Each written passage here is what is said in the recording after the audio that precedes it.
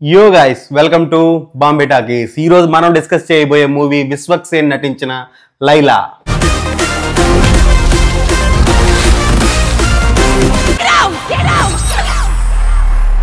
ఈ లైలా మూవీని world wide గా 8.2 కోట్లకు అమ్మారు, 8.2 crores కి అమ్మారు. సో థియేటర్స్ నుంచి 8.2 crores కంటే ఎక్కువ కలెక్షన్ సాధించినట్లయితే ఈ సినిమా హిట్ అని అర్థం. ఈ సినిమా ఈవెంట్ లో 30 years ఇండస్ట్రీ పృథ్వీ చేసిన 11 గొర్రెల కామెంట్స్ వల్ల కరెక్ట్ గా లెక్కేస్తే 11 ఉన్నాయండి.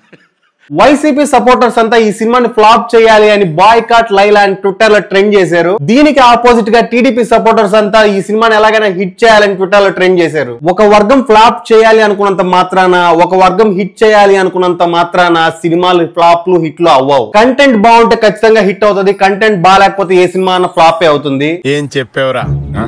మరి ఈ సినిమా హిట్ అవుతుందో ఫ్లాప్ అవుతుందో డిస్కస్ చేద్దాం. ఇక కథ విషయానికి వస్తే, హీరో పేరు సోను, అందరూ సోను మోడల్ అని పిలుస్తూ ఉంటారు. హీరో ఒక బ్యూటీ పార్లర్ నడుపుతూ ఉంటాడు.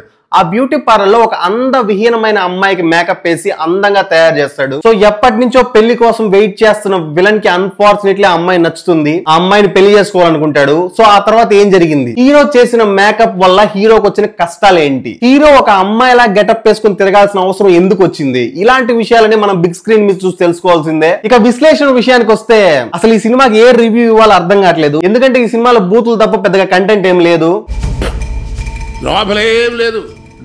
ఈ సినిమాలో ఎమోషన్ ఉండదు, స్టోరీ ఉండదు, కామెడీ ఉందా లేదా అన్నట్టు అలా వచ్చేళ్ళిపోవాలి. ఫస్ట్ హాఫ్ లో first song and beauty parlour ముందు చేసే ఫైట్, సెకండ్ హాఫ్ లో లేడీ గెటప్ లో చేసే ఫైట్, ఇవి మాత్రం చూడడానికి కొంచెం బాగున్నట్టు అనిపిస్తాయి. మిగిలిన సినిమా మొత్తంలో అక్కడక్కడ 1-2 జోకులు, అవి కూడా బూత్ జోకులు తప్ప సినిమాలో ఏం లేదు. ఇక hero heroine love story, sorry దాని లవ్ స్టోరీ అని అనలేము, అంతరించిపోయిన మిడ్ నైట్ మలయాళం సినిమా లాగా ఉంటుంది. సీక్రెట్ గా ఒక రోజు పక్షే ఒక కార్యం మలయాళం సినిమా చూస్తుంటే ఆ టైప్ సినిమా లాగే ఉంటుంది ఆ లవ్ ట్రాక్. అసలు హీరో లేడీ గెటప్ వేయాల్సినంత అవసరమే లేదు సినిమాలో. ఏదో ఫోర్స్డ్ గా రుద్దేద్దాం ఆడియన్స్ మీద అని DJ Tillu type of entertainment cinema ఇచ్చేయాలన్న ఆతృతతో చెత్త చేసి పెట్టాడు సినిమాని. So don't waste your money, please avoid this movie. Business బొక్కలేక మేం చేస్తుంటే మధ్యలో ఈడొకడు. సో ఈ మూవీకి బాంబే టాకీస్ ఇస్తున్న rating 1.5 out of 5. Very bad experience ఈ మూవీ అయితే. సో ఇది ఈ మూవీ విశేషాలు. వచ్చే మూవీ రివ్యూతో మళ్ళీ కలుసుకుందాం. Until then bye by.